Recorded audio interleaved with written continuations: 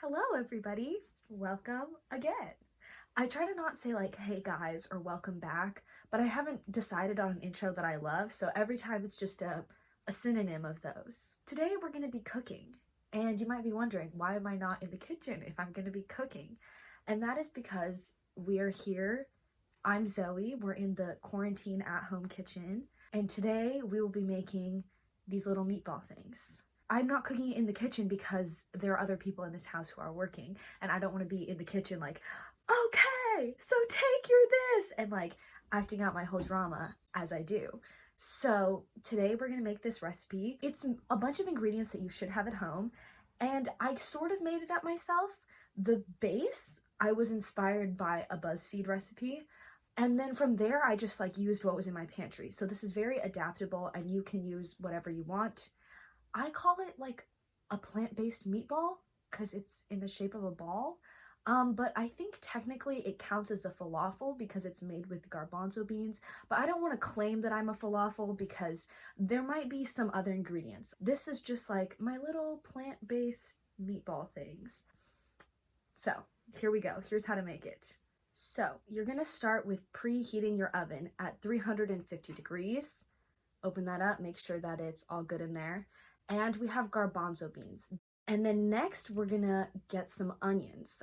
We only had half an onion left, so that's how much I'm using, but usually I use a little bit more. And so since we only had half an onion, I decided to use some of these chives that we've been growing on our windowsill. They were chives before and then we cut them and now we're growing them again. Next, you'll need some breadcrumbs. These are panko. You can get like a big bag at Costco and then we just put it into the little container, but yeah.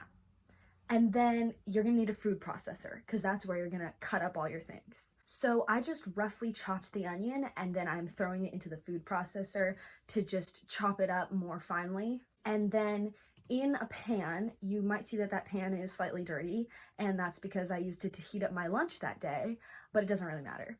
I'm just putting some olive oil.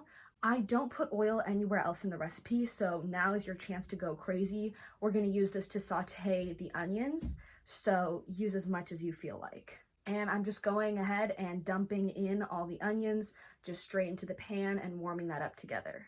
Next, I took these chives, I think they're called chives, and I just chopped them and then put them in the bowl.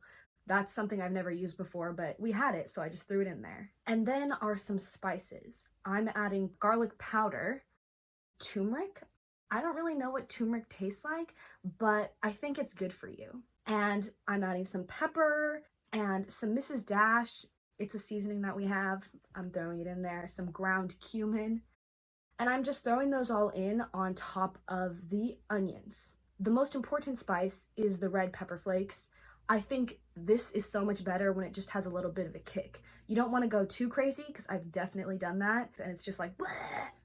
But a little bit more than you think is necessary of crushed red pepper makes it really good. And we're just sauteing that into the pan. Since this recipe I made it up in my mind, nothing has a time limit or a measurement, in case you haven't noticed yet. So just kind of put whatever you feel like. And these onions can saute for as long as you feel like it. I like to saute them down until they're like soft and a little bit brown, just to get all those flavors. Also, this is called sweating your seasonings. So that's why we're putting it in there and giving them a chance to all kind of work together. And now I'm gonna go, while this is cooking down, I'm going to prep the beans. So when you open the can, there is some juice inside. You're gonna wanna strain that out and wash. Then I set those to the side. If you remember from our spices, we did not add any salt, and that was on purpose. So I'm gonna add some soy sauce because this recipe is completely veggie based. So I like to add soy sauce because it gives it a dark color, it gives it some interesting flavors. And along with that, I like to add some miso. So miso is it's like paste soup. It's soup paste for people who don't know what it is. And it just kind of looks like that. And I just put in, I would say about a tablespoon, and it's fermented, so it's gonna give you some interesting flavors. And then I just mix that all together and let it keep cooking. Now we're gonna do the binder. So this has no egg, no animal product. You can use an egg if you want to, but instead I made a chia egg. And I think I made mine incorrectly. But what I did was I did half a cup of water and 1/4 cup of chia seeds. You let them sit for about 15 minutes in the water and they puff up and they get all jelly-y, and that'll help things stick together. And chia seeds also have fiber, so you're putting in some more exciting things. Wow, I love talking about food. I watch so many food videos, like this is just so exciting for me. So now we are going to start assembling everything. This is so easy. You can do this in like 3 bowls, which I think I did do it in 3 bowls. So we're gonna go ahead and put the garbanzo beans into the food processor.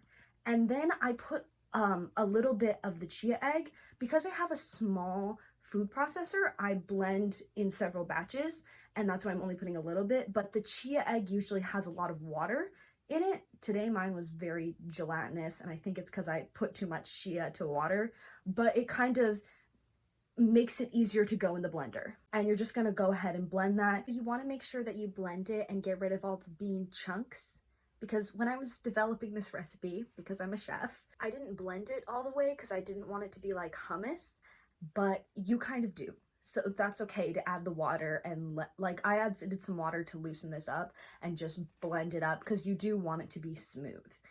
Bean chunks are a big no. You can see this is about the consistency that I got it to. There were a couple like small bean chunks, like chopped beans, but it wasn't disgusting. And then I add that into the bowl and just kind of mixed it all together because I blended it in 3 batches and the chia seeds were kind of all over the place. And then I'm gonna add everything that I made in the pan. So all the onions and all the seasonings, just hot from the pan, just scrape it on into the bowl and then mix that around. And you want it to get a homogeneous mixture so you don't see a difference between beans and what we cooked.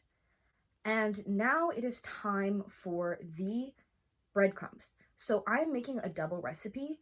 The base recipe is 1 can of beans to 1 cup of breadcrumbs to 1 chia egg. Like those are the 3 bases of this. So because I used 2 cans of beans, I'm using 2 cups of panko breadcrumbs.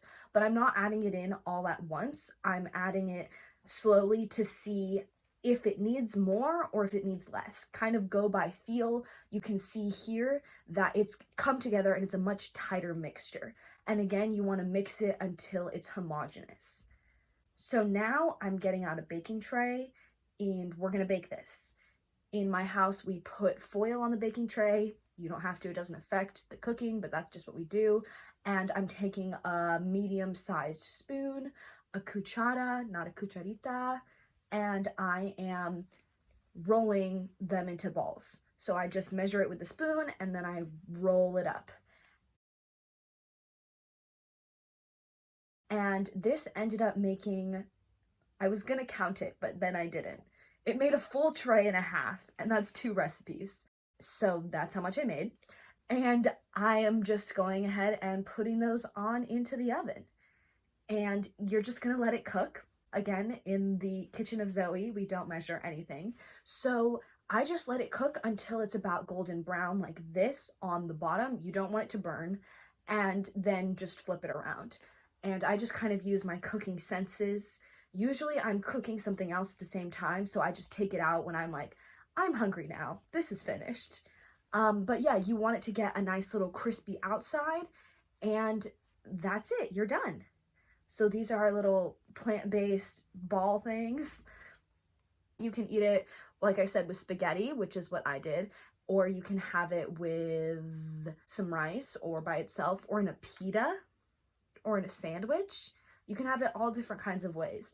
It's great. It's just, it has that nice crispy outside and the soft inside. So that's my recipe. I hope you like it. I hope you try it out if you're interested. And if you do, I don't know, send me a picture at Bellafant on Instagram, tag me. I'd love to see if you're trying out this recipe. And it's super easy and it's good for you. I hope you enjoyed this video. If you did, feel free to like, comment, subscribe, and I will see you next week. Okay,